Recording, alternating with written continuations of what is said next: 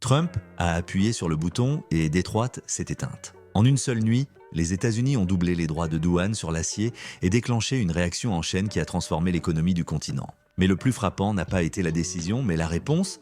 Le Canada n'a pas riposté. Il a simplement fermé la porte. Et il l'a fait avec une froideur chirurgicale qui a laissé le Rust Belt tremblant. Tandis que les usines américaines s'éteignaient, les fours du Nord rugissaient comme s'ils avaient attendu ce moment pendant des décennies. Qu'est-ce qui a provoqué cette implosion industrielle et pourquoi personne à Washington n'a pu l'arrêter? Préparez-vous pour une histoire de pouvoir, d'acier et d'un échiquier qui se réinitialise. Partie 1. L'étincelle qui allume le four. Minuit. Au-dessus du lac Erie, les sirènes des remorqueurs résonnent dans le brouillard comme pour annoncer une tempête ancienne. Et dans les fenêtres des gratte-ciel de Détroit, les lucioles de néon clignotent avec l'anxiété d'un patient auquel on retire l'oxygène. À 0h01, le bureau électronique de la Maison-Blanche s'illumine de 8 mots qui feront trembler le continent. Activation de la section 202. Droit de douane de 50%, c'est l'étincelle. En quelques secondes, les magazines économiques s'allument en rouge, les téléphones vibrent de fureur et la nuit devient une frontière vivante, fissurée par un message qui bouleverse toutes les cartes industrielles. Les journaux financiers commencent à clignoter en rouge carmin et les opérateurs de matières premières, encore voûtés sur leurs écrans bleutés, pressentent qu'ils viennent de franchir un point de non-retour. Lorsque Donald J. Trump appuie sur « Envoyer », son avalanche parcourt Wall Street comme un éclair sur des voitures de fibres optiques. En moins de 3 minutes, les algorithmes déclenchent un petit apocalypse. L'action de US Steel flotte comme un ballon sans propriétaire, tandis que Ford et General Motors coulent avec la précision d'une pierre dans la rivière Détroit. Le plastique des visières reflète des graphiques dessinant des précipices et des montagnes sur le même écran. À l'extérieur des gratte-ciel, l'aube semble dense et immobile, mais pas pour longtemps. Dans la gare ferroviaire de Windsor, l'ingénieur mexicain Luis Gutiérrez cligne des yeux devant une carte qui se vide de trains en temps réel. Les wagons chargés d'acier qui devaient traverser le pont Ambassador ont disparu du réseau. Ce n'est pas une erreur logicielle, c'est la réalité qui ouvre un trou noir en pleine frontière. Au cours de la première semaine de juillet 2025, les importations canadiennes d'acier vers les États-Unis s'effondrent de 97%.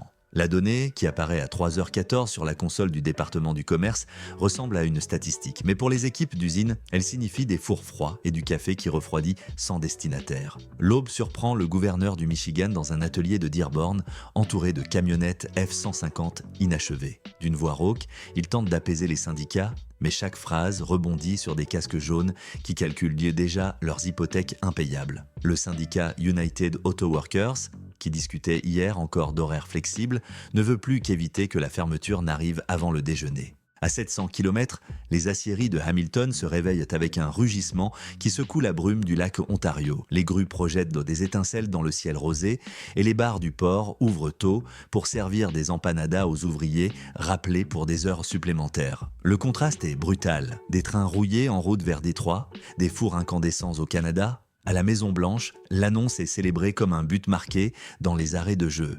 Les mots « souveraineté » et « emploi » volent dans l'aile ouest, mais dans un coin du département du commerce, les feuilles de calcul racontent une autre histoire. Pour chaque tonne qui ne traverse plus la frontière, 2 lignes d'assemblage se désynchronisent et des dizaines de robots restent immobiles comme des statues de métal.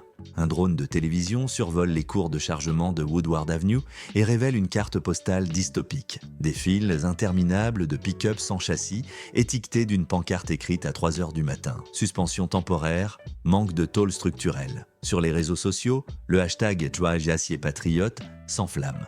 Le nationalisme et l'angoisse dansent sur le même bûcher numérique. Quand retentit la cloche d'ouverture de la bourse, le parquet respire la tension.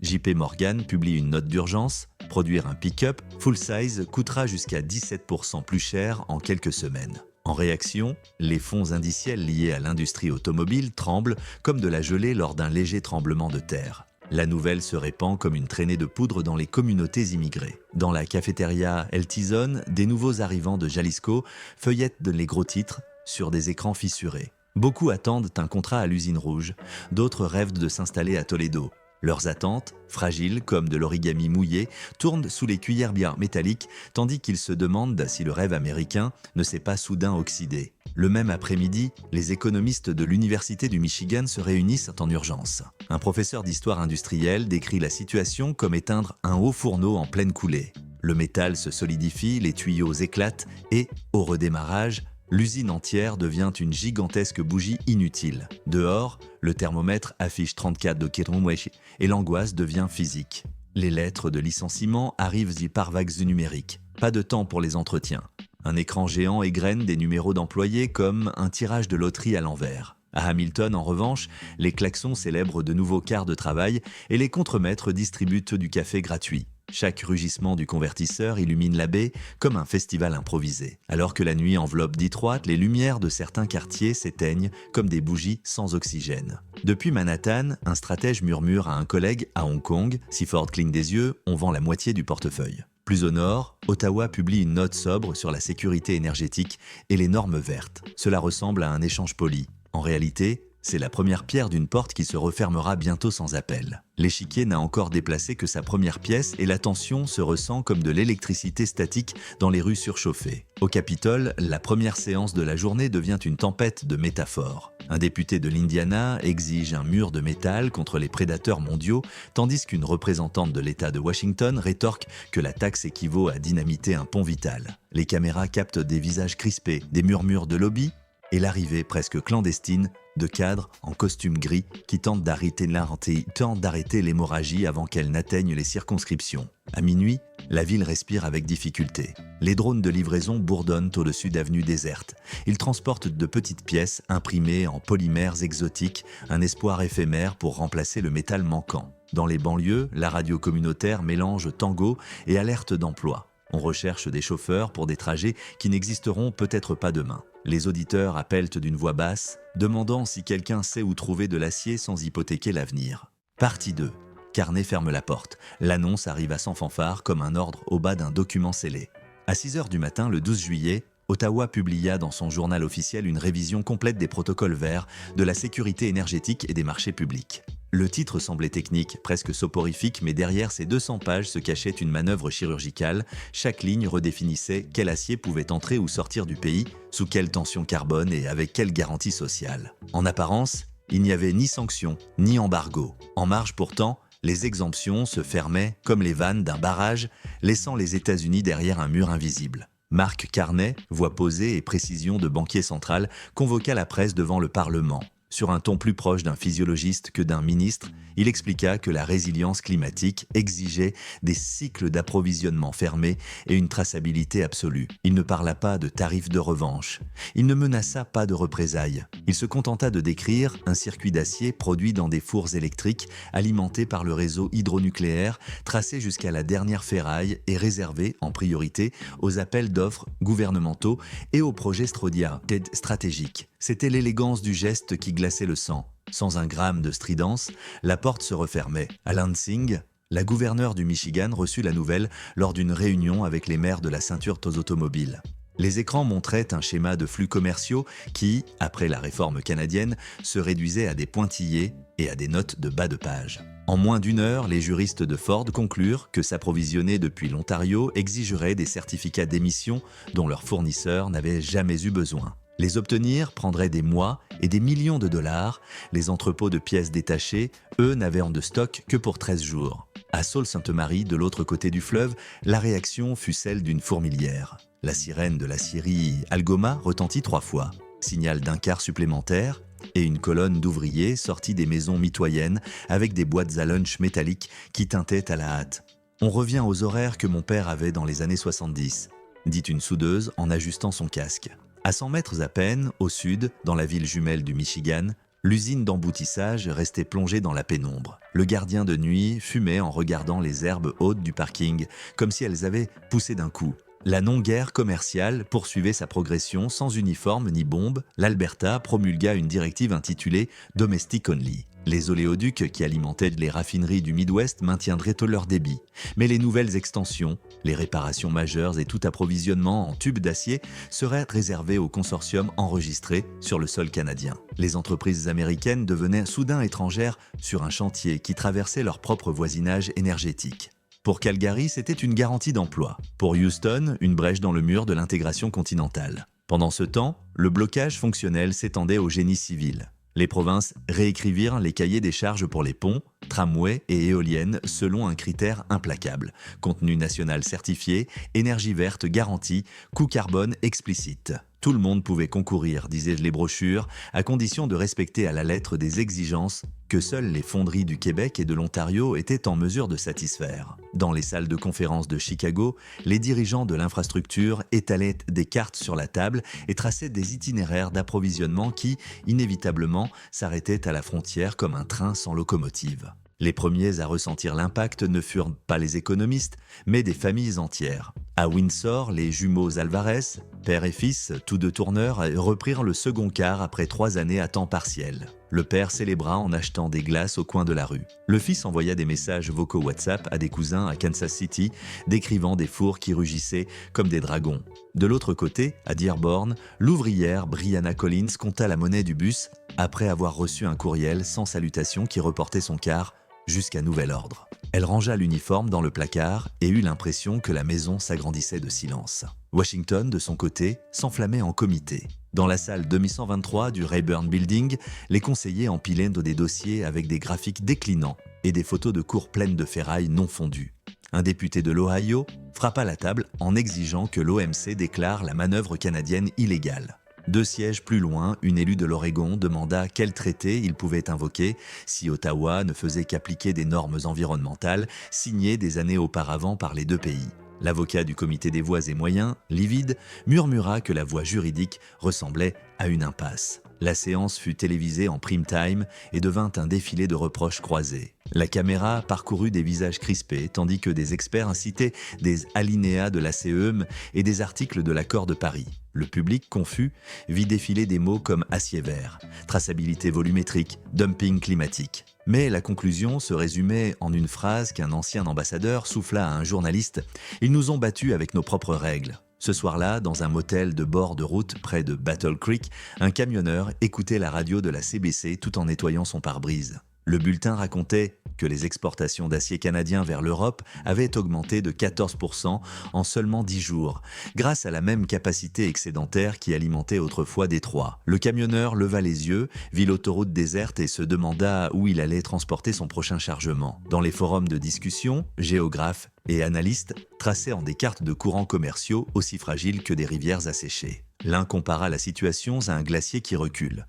Le vide ne se remarque pas en un jour, mais 1 an plus tard, toute la vallée a changé de climat. Les graphiques la montrèrent des chaînes d'approvisionnement se détournant vers Montréal, puis vers le port de Halifax et de là directement vers le vieux continent. Sur la côte et des États-Unis, les chantiers navals regardaient le passé des navires chargés de plaques étincelantes qui jadis leur étaient destinés. Le silence officiel américain devint le carburant de rumeurs. La Maison-Blanche pourrait-elle suspendre la section 232 pour rétablir le flux? Serait-il possible de négocier des exemptions pour raisons de sécurité nationale? La revue Foreign Affairs publia un éditorial intitulé « Quand le grand frère reste hors du jeu ». En seulement 24 heures, il se viralisa aussi bien chez les étudiants en économie que chez les chauffeurs Uber.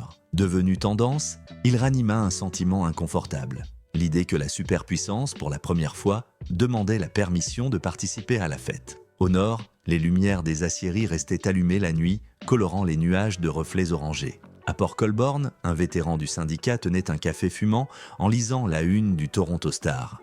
Le Canada sécurise l'avenir de l'acier propre. Il sourit avec une certaine culpabilité. 2 décennies plus tôt, il avait craint que son métier ne disparaisse. Désormais, sa petite fille, étudiante en ingénierie, lui demandait s'il y aurait des postes pour le prochain stage coopératif. Derrière les chiffres et les discours se dessinait quelque chose de plus profond. Une leçon de géographie industrielle. Le minerai de fer provenait toujours du nord du Minnesota et du Labrador, mais la valeur ajoutée se concentrait dans des usines maîtrisant le langage du carbone zéro. L'hydroélectricité du Québec, le nucléaire de l'Ontario et l'éolien atlantique devenaient à la fois avantage compétitif et argument moral. Les États-Unis, en revanche, se découvraient dépendants du charbon thermique et d'une législation environnementale incapable de s'accorder avec le protectionnisme fraîchement adopté. C'était comme se battre contre un miroir, chaque coup se reflétait. Près de minuit, dans un café ouvert 24 heures à Capitol Hill, 2 conseillers buvaient un café brûlé tout en rédigeant des questions pour la prochaine audition. L'un d'eux, ancien négociateur à l'époque de l'ALENA, avoua n'avoir jamais vu un verrou aussi poli. Ce n'est pas une sanction, dit-il, c'est la redéfinition du terrain de jeu. L'autre, expert en contentieux à l'OMC, partie 3. Implosion en cascade. L'aube effleure à peine les toits de Détroit que déjà, une file de voitures immobiles occupe 4th Street. À l'intérieur, des ouvriers, la lettre de suspension pliée dans la poche, attendent leur tour pour s'inscrire au chômage. Cet après-midi-là, l'agence d'État confirmera ce que tout le monde redoute.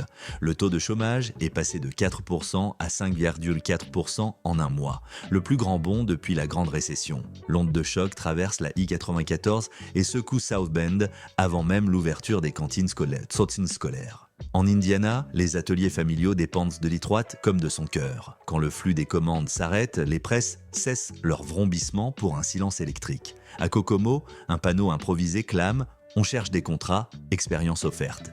2 heures plus tard, un email massif gèle les comptes salaires jusqu'à nouvel ordre.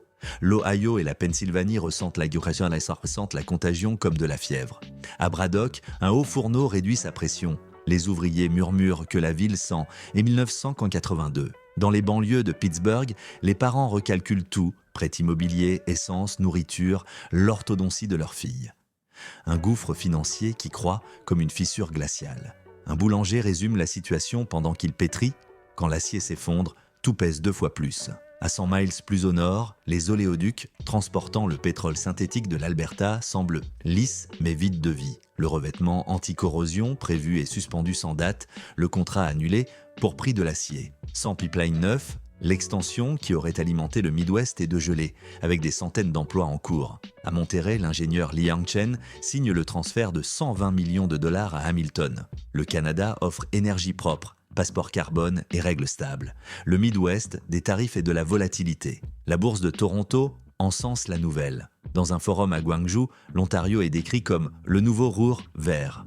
Les chantiers publics américains se figent. À Saint-Louis, les piliers d'un pont urbain s'arrêtent, alors que le prix de l'acier structurel grimpe de 29% en un mois. À Phoenix, les poutres du futur tramway stagnent dans une cour ferroviaire. L'entrepreneur ne peut payer ni le métal ni les certificats d'émission requis par le Canada. À Washington, la coalition industrielle et les protectionnistes s'affrontent comme plaques tectoniques. L'un réclame des subventions pour combler l'écart des prix, l'autre accuse tout dollar fédéral consacré à l'acier étranger de trahison économique. Les comités budgétaires calculent fiévreusement, le sauvetage coûterait plus que le plan autoroutier de 1956. Les auditions publiques, retransmises en prime time, ressemblent à une pièce d'opéra sans mélodie. Un vice-président de Ford annonce une perte de 16 millions de dollars par jour faute d'acier.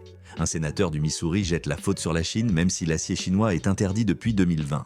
La salle s'embrase lorsqu'une députée propose de lever le tarif. Son père rétorque que ce serait capituler. Le public perçoit plus de lassitude que de colère. Le pays débat sans s'écouter. À l'extérieur, les journalistes cherchent un coupable sans succès. Les ouvriers licenciés soutiennent les tarifs, les aciéries jubilent des prix hauts et les consommateurs réclamant des réductions impossibles. Un animateur radio conclut en direct « C'est la première guerre commerciale sans antagoniste clair.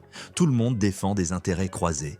Et il n'y a pas de héros. » Dans les cafés de Minneapolis, des étudiants en géographie économique suivent en temps réel la carte industrielle. Les nœuds logistiques du Midwest clignotent en rouge, tandis que les ports du Saint-Laurent brillent en vert. Un élève, fils de réfugiés somaliens, observe que l'acier coule vers l'énergie propre et les réglementations solides. Son professeur répond que la géographie récompense toujours le plus adaptable. À première vue, ce n'est qu'une tempête de bilan. Mais sur le terrain, le drame est bien réel. Les food trucks de Lafayette Boulevard vendent moins de repas. Les crédits des petits magasins de pièces stagnent.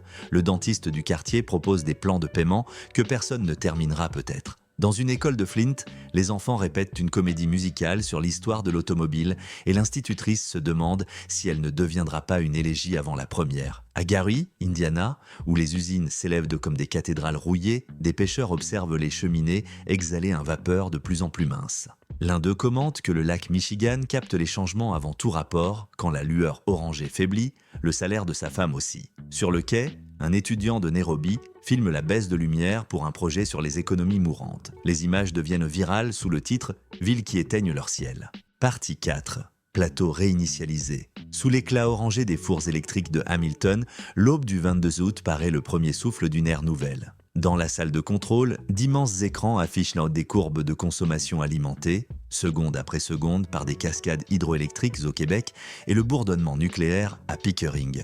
Au-dessus, une passerelle métallique vibre sous les pas d'ouvrières philippines récemment embauchées. Elles tiennent des tablettes indiquant la pureté de l'hydrogène vert qui bouillonne au cœur du processus.